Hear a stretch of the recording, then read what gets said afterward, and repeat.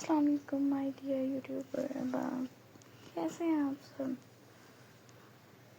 امید کرتی ہوں ٹھیک ہوں گے، خوش ہوں گے، آباد ہوں گے اور نیو ایپیسوڈ کا ویٹ کر رہے ہوں گے۔ تو چلیے پڑھتے ہیں عشق میں بسمل ایپیسوڈ 111 پارٹ 1۔ سب بیٹھ گئے۔ وجدان خان نے غصے سے حولا کا بازو پکڑا اور لانچ سے نکل گیا۔ اس کو یہ ہرگز گوارا نہیں تھا کہ اتنا کچھ ہونے کے بعد زرمینہ خان کو مرجان بخاری کے ساتھ رخصت کرے۔ دل کے اندر ایک آگ سی بھڑک رہی تھی، سانسوں کی دھڑکن تیز ہو رہی تھی اور ہر قدم کے ساتھ اس کا غصہ بڑھتا جا رہا تھا، لیکن وہ کچھ بولا نہیں، کیونکہ بات اس کی پیاری بہن کی تھی جو مرجان بخاری کی جدائی کا سن کر ہی پیلی پڑ گئی تھی۔ زرمینہ کے چہرے پر خوف کا سایہ گہرا تھا اور وجدان خان جان چکا تھا کہ وہ بس مرجان کو کھونے سے ڈر سے کانپ رہی ہے، کچھ اور نہیں۔ وجدان خان پہلے بھائی تو کھو چکا تھا، اب بہن کو کھونا وہ برداشت نہیں کر سکتا تھا۔ دل میں ایک عجیب سا بوجھ تھا۔ ہر دھڑکن کے ساتھ وہ مرجان کے ساتھ گزاری ہوئی یادوں کی شدت محسوس کر رہا تھا، اور ویسے بھی جتنی اسے زرمینہ عزیز تھی، اتنی ہی مرجان بخاری کی اہمیت اس کی زندگی میں تھی۔ ہر دور میں مرجان نے ہی اس کی دوستی کا ساتھ نبھایا اور آج وہ اسی دوستی کا صدقہ بخش کر جا رہا تھا،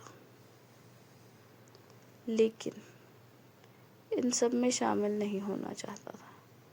دل کے اندر ایک تیز کشمکش جاری تھی، غصہ اور فرسٹریشن کا ایک ساتھ ابھرتے جا رہے تھے۔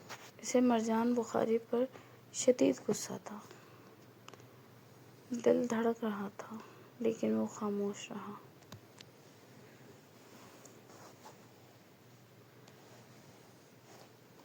پہلے مرجان بخاری چپ چاپ ملک سے باہر چلا گیا تھا، اب اچانک آ کر رخصتی مانگی، وہ بھی ایسے انداز میں۔ ہر قدم پر اس کے اندر کشمکش بڑھتی گئی۔ اگر رخصتی چاہیے تھی تو اس نے ایسا تماشا لگایا۔ یہ سوال دل میں دہرا رہا تھا اور کوئی جواب نہ ملنے کی بے چینی نے اس کے اندر آگ لگا دی تھی۔ وجدان خان اب سمجھ نہیں پا رہا تھا کہ مرجان بخاری نے ایسا کیا اور کیوں کیا۔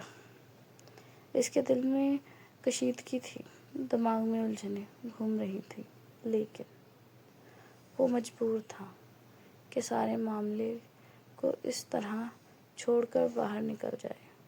حولا رکنا چاہتی تھی، لیکن وہ اسے بھی اپنے ساتھ لے گیا۔ ہر لمحہ دل کی دھڑکن تیز، ہر سانس میں اضطراب۔ حولا بھی مرجان سے کہنا چاہتی تھی کہ پلک کو ساتھ لے جائے، لیکن وجدان خان کی گرفت مضبوط تھی اور وہ اندر بڑھ گیا، دل کی دھڑکنیں تیز اور جذبات عروج پر۔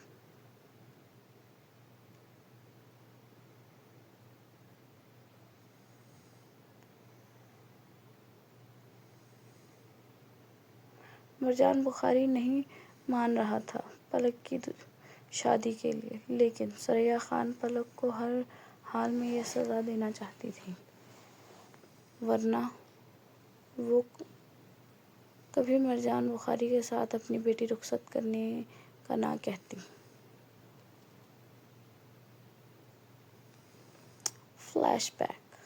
مرجان بخاری نے اس رات خان حویلی میں دیان خان کے لگائے سب کیمرے ہیک کر لیے تھے اور زرمینہ کے کمرے میں کیمرے اس نے خود لگائے تھے، کیونکہ دیان خان نے اپنی بہن کا کمرہ چھوڑ کر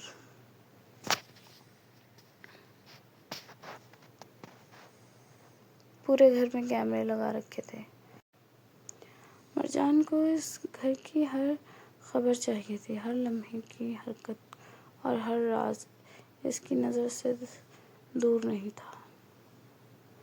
کیمرے میں ہیک کرتے ہی مرجان پر سب راز کھلتے گئے، جن میں خان حویلی کے کچھ ملازم بھی شامل تھے جو عرفان سکندر کے لوگ تھے۔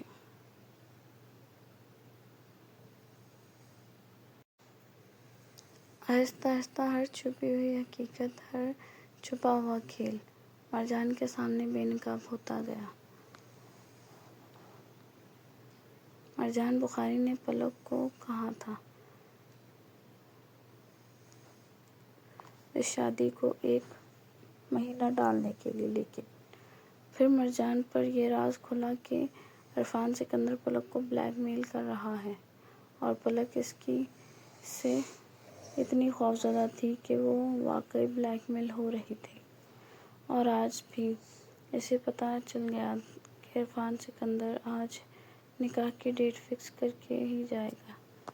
اس نکاح کو روکنے کے لیے آج مرجان بخاری خود اپنی جان ہتھیلی پر رکھ کر اس حویلی میں آیا تھا۔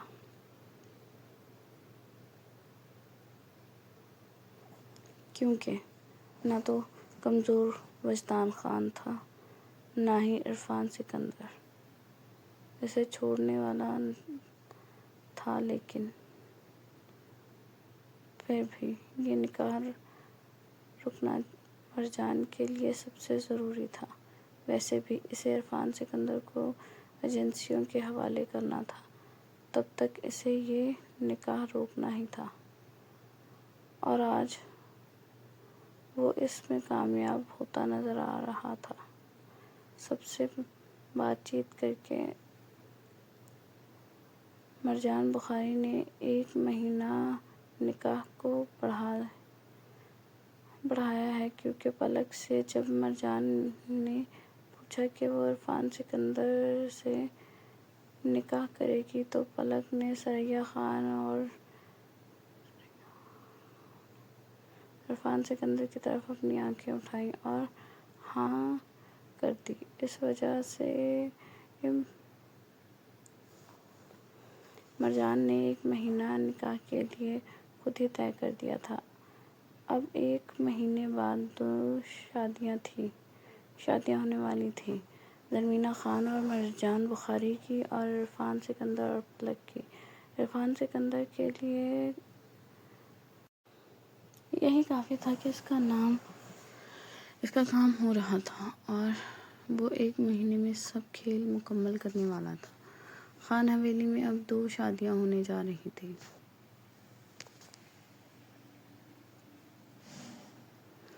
حویلی کی فضا بظاہر پرسکون تھی، لیکن اندر ہی اندر ہر دل میں عجیب سی بے چینی اور کشمکش پل رہی تھی، جیسے آنے والے دنوں میں کچھ بہت بڑا ہونے والا تھا۔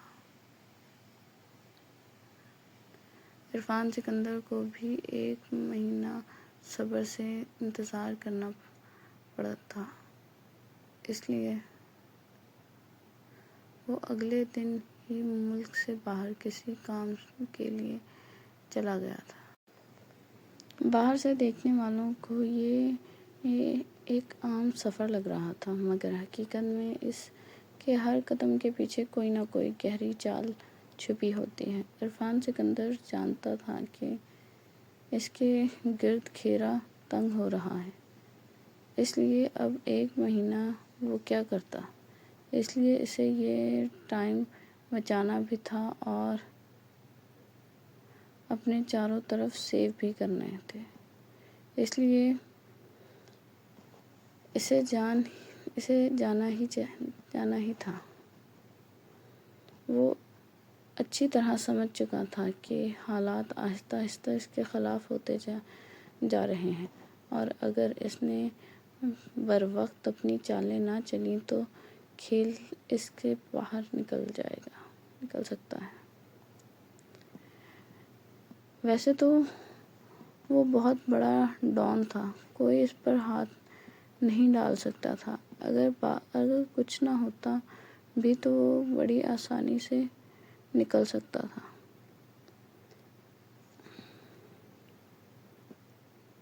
ایسے بے شمار موقع آ چکے تھے جب لوگ اسے گرانے کی کوشش کرتے رہے تھے، لیکن ہر بات وہ کسی نہ کسی طرح سب کو مات دے کر نکل گیا تھا۔ بہت سے لوگ تھے اس کا کیا اپنے سر لینے والے، لیکن وہ خان حویلی والوں کے سامنے ابھی کوئی میسکریڈ کرنا نہیں چاہتا تھا۔ وہ جانتا تھا کہ ابھی غلط قدم اٹھایا تو شک کی ساری سوئیاں سیدھا اسی کی طرف گھوم جائیں گی، اور وہ بھی یہ خطرہ مول نہیں لینا چاہتا تھا، اس لیے وہ ملک سے باہر نکل گیا۔ خاموشی سے، بغیر کسی کو اصل مقصد بتائے، جیسے کوئی سایہ اندھیرے میں گم ہو جاتا ہے۔ اب یہ کوئی نہیں جانتا تھا کیا کرنے گیا ہے وہ۔ حویلی میں کسی کو اندازہ تک نہیں تھا کہ اس ایک مہینے میں عرفان سکندر کون سا کھیل کھیلنے والا ہے، اور جب وہ واپس آئے گا تو حالات کس موڑ پر کھڑے ہوں گے۔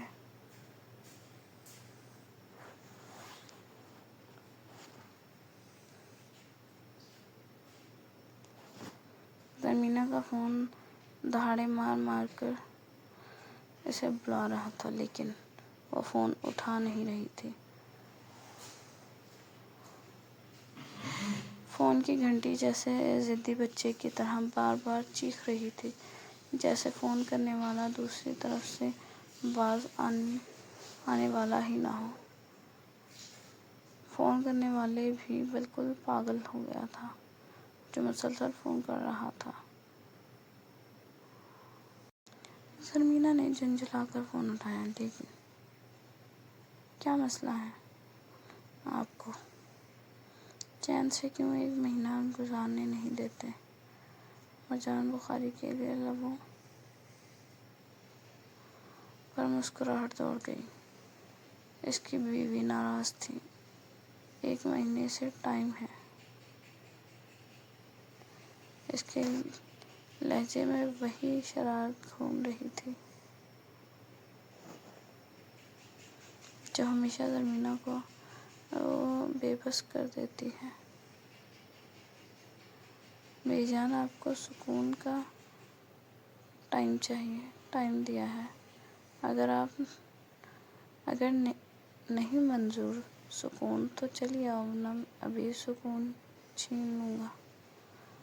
وہ تڑپ کر بولی، میں کیوں آؤں؟